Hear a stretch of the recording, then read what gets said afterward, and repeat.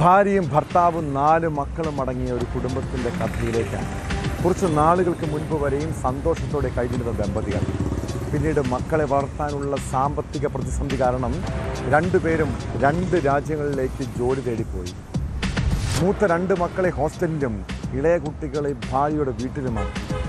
അതിനിടെ ഭാര്യയും ഭർത്താവും തമ്മിലുള്ള ബന്ധത്തിൽ പ്രശ്നങ്ങൾ ഉണ്ടാകുന്നു.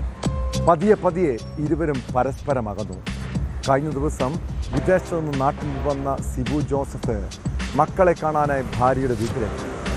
കുട്ടികളെ തനിക്കൊപ്പം വിടണമെന്ന് ആവശ്യപ്പെട്ടതോടെ സിബുവും ഭാര്യാപിതാവുമായി തർക്കം. അതിനിടെ അയാൾ ഭാര്യാപിതാവ് ബോസ് മാത്യുവിനെ കുത്തി പരിക്കേൽപ്പിച്ചു. സാരമായി പരിക്കേറ്റ ബോസ് ഇടുക്കി മെഡിക്കൽ കോളേജ് ആശുപത്രിയിൽ ചികിത്സയിലാണ്. സംഭവത്തിന് പിന്നാലെ മരുമകൻ ഉഴവൂർ സ്വദേശി സിബു ജോസഫിനെ പോലീസ് അറസ്റ്റ് ചെയ്തു.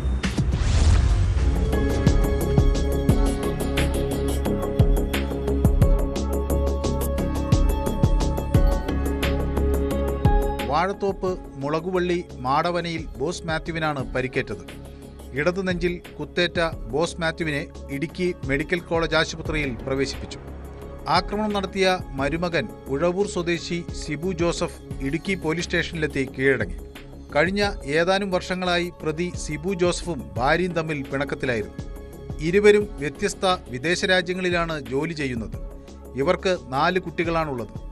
ഇതിൽ 2 കുട്ടികൾ ഹോസ്റ്റലിൽ താമസിച്ചാണ് പഠിക്കുന്നത്.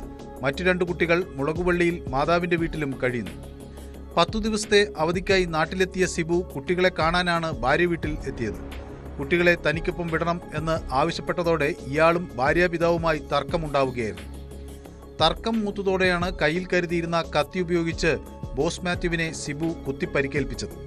നിലവിളി കേട്ട് ഓടിയെത്തിയ നാട്ടുകാർ ബോസ് മാത്യുവിനെ ഉടൻ തന്നെ ഇടുക്കി മെഡിക്കൽ കോളേജ് ആശുപത്രിയിൽ പ്രവേശിപ്പിച്ചു. കുറച്ചു സമയത്തിനകം പ്രതി സിബു ജോസഫ് ഇടുക്കി പോലീസ് സ്റ്റേഷനിൽ നേരിട്ട് കീഴടങ്ങുകയായിരുന്നു. അറസ്റ്റ് രേഖപ്പെടുത്തി കോടതിയിൽ ഹാജരാക്കിയ പ്രതിയെ റിമാൻഡ് ചെയ്തു. ഇയാൾ ആക്രമണത്തിന് ഉപയോഗിച്ച കത്തിയും പോലീസ് കണ്ടെടുത്തിട്ടുണ്ട്.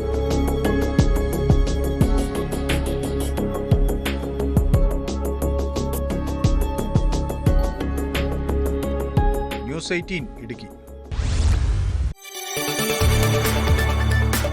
കൂടുതൽ വാർത്തകൾക്ക് news 18 Keralam YouTube channel subscribe ചെയ്യുക.